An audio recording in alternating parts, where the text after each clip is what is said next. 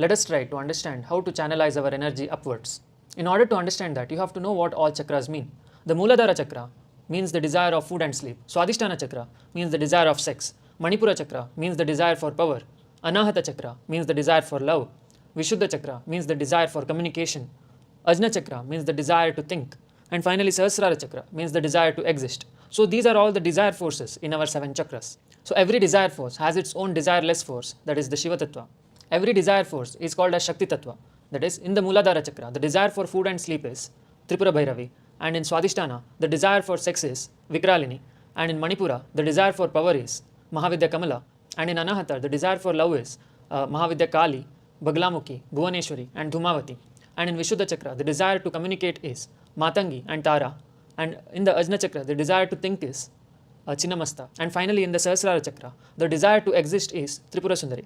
And all the chakras has its own Shiva Tattva. Shiva Tattva means detachment from the desire. For example, when we eat food, right, we have the desire to eat food. But after we eat food, we get satisfied. So that is nothing but the Shiva Tattva, that is detachment from the desire of eating food. So every chakra has its own Shiva Tattva. For example, in Muladhara chakra, the Shiva Tattva is Uchishta Ganapati. In Swadhisthana, the Shiva Tattva is Batuk Bhairav. In Manipura, the Shiva Tattva is Panchamukhi Hanuman. In Anahata, the Shiva Tattva is Krishna. And in Vishuddhas, the Shiva Tattva is Akshobhya Bhairav. In Ajna, the Shiva Tattva is Kartikeya Subramanya. And finally, in the Sahasrara chakra, the Shiva Tattva is Mahavishnu. So these are the desireless forces of Mother Nature. So all these forces, right, that is the desire and desireless forces, belong to Mother Nature. And Mother Nature is nothing but Adi Shakti. So she is the mother of the whole universe. She is the one who gives the desire and desireless forces to her creation. And now we have to know how to channelize our desire forces upwards. And why should we do that? The reason to channelize our desire forces upwards is to achieve Nirvikalpa Samadhi. That is, Nirvikalpa Samadhi means you are accumulating all the desire forces from the below chakras and channelizing it upwards till the Sahasrara. And when it reaches Sahasrara, you get a very blissful state. That is nothing but Sahasrara orgasm. So that orgasm is nothing but our Anandamaya Kosha. So when you get in touch with that Anandamaya Kosha, you will feel very blissful and your consciousness will be satisfied.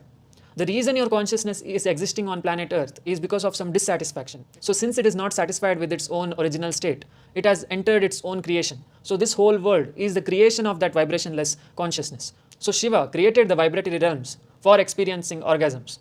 Once it experiences the ultimate orgasm, the consciousness will get satisfied and it will go back to the vibrationless state. So once it reaches the vibrationless state for 2 to 3 hours, you will get an option to change the movie or to change the realm. As mentioned in Autobiography of a Yogi, when you reach Nirvikalpa Samadhi, you get to enter the astral planets. So once you enter the astral planets, you will get more freedom over your environment. For example, on Earth, right, we don't have manifestation powers. That is, we don't get to manifest whatever we want to eat and whatever we desire. We don't get to manifest. We have to wait for that. For example, if I want a mango, I have to work hard. That is, I have to plant a seed, I have to water it, and when it grows and becomes a tree, I have to pluck the mango, then eat it. Or if you are not a farmer, then you have to go to school, college, and earn money, then finally buy a mango.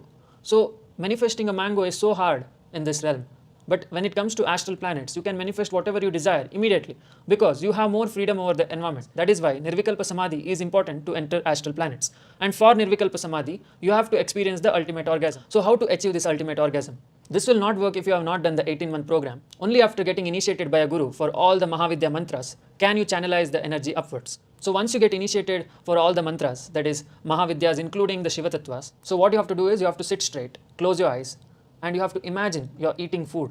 You're eating the best food in the world. And you have to chant Uchishta Ganapati and Tripura Bhairavi mantra, that is the initiated one, which is powerful. And when you chant that, what happens is the desire for food increases inside your body. And that desire for food, you have to channelize it upwards. So once it reaches Swadhisthana, you have to imagine having sex inside the mind and chanting the respective deity's name. That is Kamakala Kali and Batuk Bhairav. So you have to chant these mantras during which the sexual energy increases and it channelizes upwards. So once it reaches the Manipura, you have to imagine fighting with the person whom you hate the most and you have to chant the respective deity's name. That is Mahavidya Kamala and Panchamukhi Hanuman. So when you do that, the motivational energy increases and channelizes upwards. And when it reaches the Anahata, you have to imagine loving someone very dearly, very unconditionally. And you have to chant the respective deity's name. That is Krishna, Kali, Bhuvaneshwari, Dhumavati, and Baglamukhi. And while thinking about Dhumavati, you have to imagine all the bad incidents that happened with you. For example, as you saw in my recent video, I went through a breakup. So you have to imagine all the sad moments, all the depressive moments you faced in your life. And you have to chant Dhumavati's name. So that time what happens is the energy of love that you experienced the energy of depression that you experienced will be channelized upwards.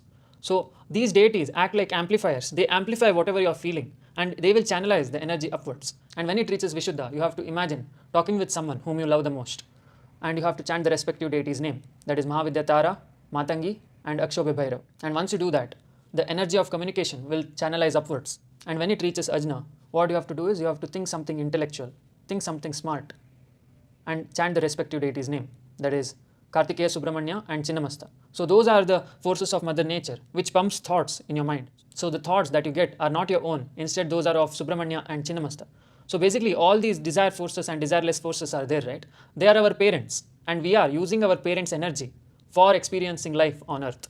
And once you do that, what happens is the energy of thinking will channelize upwards. So this is the last step. So when you reach Sahasrara, then you have to let the deities do whatever they want. For example, after you cross the Ajna Chakra, you have to chant the mantra of Shodashi and Vishnu. And you have to not think anything, because once you cross the Ajna Chakra, there is no thinking. You have to let them do whatever they want, because they are the forces of Mother Nature which will judge you. That is, they will analyze your consciousness, whether it's satisfied or not. If it is satisfied, only then they will take you to the Sahasrara Chakra. If it is not satisfied, then they will keep you in the Ajna Chakra itself. For example, that's what happened even for me. That is, I was not able to achieve Nirvikalpa Samadhi when I was sitting here in my room, because I remembered my parents and I remembered them feeling abandoned by me, because I had to take care of them. I have come to this planet for taking care of people and I have abandoned so many people. So that's what I felt, and that's why I did this YouTube channel, so that I can help people and also take care of my parents during their old age. So that is why I was not able to transcend beyond Ajna Chakra, because when you cross Ajna Chakra, you will remember your responsibilities. That is, you will feel like you have not done your part in the world, and that's why you will start doing your responsibilities, and only then you can go beyond this Ajna Chakra to reach the Sahasrara.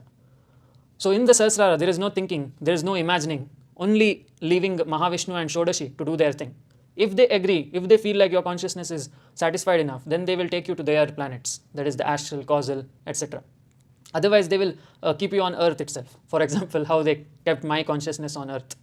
So what I have to do is I have to satisfy my consciousness. For example, if I fall in love with someone, my consciousness will get satisfied. If I take care of my parents, my consciousness will get satisfied. So all these things I have to do in order to satisfy my consciousness. The thing is, you can satisfy your consciousness completely, but sometimes you remember the responsibilities that you have to do in the external world. Even though the external world is just an illusion, there is a part of your consciousness which is still not convinced. For example, my consciousness is still not convinced that my parents are belonging to Maya.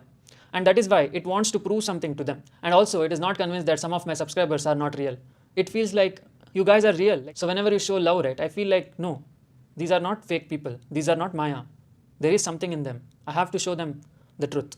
So that is what I feel for the external world. Even though the external world is just a part of my Maya, I feel you guys are real because of the love. And that is why Shiva in everyone entered its own creation, that is Shakti.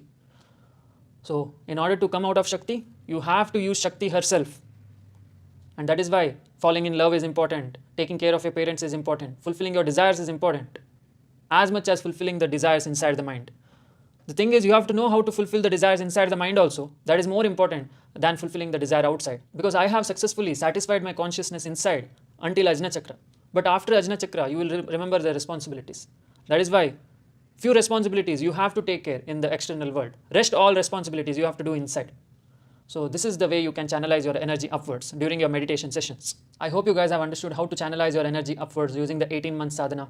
So thanks for watching. We'll meet in the next video. Jai Mahakal.